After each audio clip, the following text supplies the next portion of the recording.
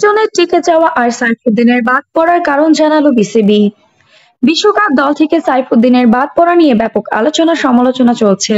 একই সঙ্গে প্রশ্ন উঠেছে অফ ফর্মে থাকা লিটন দাসের দলে অন্তর্ভুক্তি নিয়ে। জিম্বাবুয়ের বিপক্ষে চলমান টি-20 সিরিজের প্রথম 3 ম্যাচে এই ওপেনার 43 বল খেলে করেছেন 36 রান। বিশ্বকাপের আগে লিটন দাসের এমন পারফরম্যান্স উদ্বেগের জন্ম দিচ্ছে। হতশ্রী পারফরম্যান্সের কারণে চতুর্থ ও পঞ্চম টি-20 একাদশ থেকে বাদ পড়েন লিটন।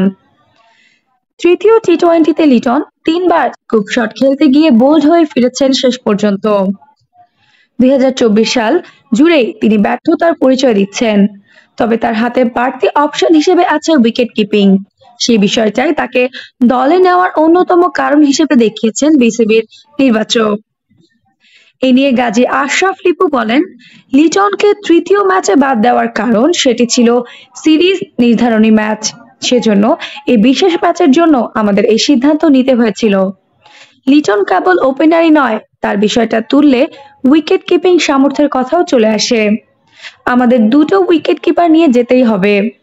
ওপেনিং এ হয়তো তার পরিবর্তে রিপ্লেস করতে পারছি। লিটনকে ফর্মে ফেরাতে কাজ চলছে বলেও জানান লিপু। তবে তার বিকল্প হিসেবে আলোচনায় এসেছিল এনামুল হক বিজয়ের নামও। এক্ষেত্রে আবার আমরা এনামুল হক বিজয়কে নিয়েও আলোচনা করেছিলাম। তবে ফর্মহীন থাকার পরও আমাদের লিটনের ওপর আস্থা রাখতে হয়েছে, কারণ তাকে নিয়ে কাজ করা হচ্ছে এবং দুটো ম্যাচ যে তিনি খেলেননি সে সময়ও তার আস্থার জায়গা কিভাবে পুনরুদ্ধার করা যায় সেই চেষ্টা করে যাচ্ছেন কোচিং স্টাফরা। কতটুকু উন্নতি হয়েছে সেটা তো বলা যায় না, তবে বল বাছাই ও শট খেলার দিক থেকে তাকে আরো দৃঢ় করার জন্য কোচরা কাজ করছেন।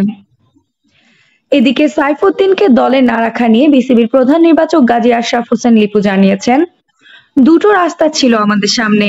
প্রথমত, দলে থাকা ফিট ক্রিকেটারদের মধ্যে থেকে নির্বাচন। দ্বিতীয়ত, বাকিদেরও পরখ করে দেখা।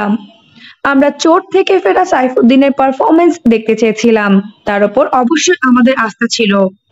তবে এই সিরিজে আমাদের আস্থার জায়গা কিছুটা এগিয়ে তানজিম সাকিব, সে কারণে সাইফুদ্দিনকে রাখা হয়নি। তিনি আরো বলেন, তানজিম সাকিবকে আমরা শ্রীলঙ্কা সিরিজেও দেখেছি, তার একাগ্রতা ও আগ্রাসন খুব ভালো। তার সঙ্গে সাইফুদ্দিনের প্রতিযোগিতা চলছিল, সে জায়গায় সাকিব উতরে গেছে। হাসান মাহমুদকেও আমরা ক্যারি করতে হচ্ছে, তবে আশা করি তাকে খেলানো লাগবে না। আফসানা নওরিন, বাংলা স্পোর্টস।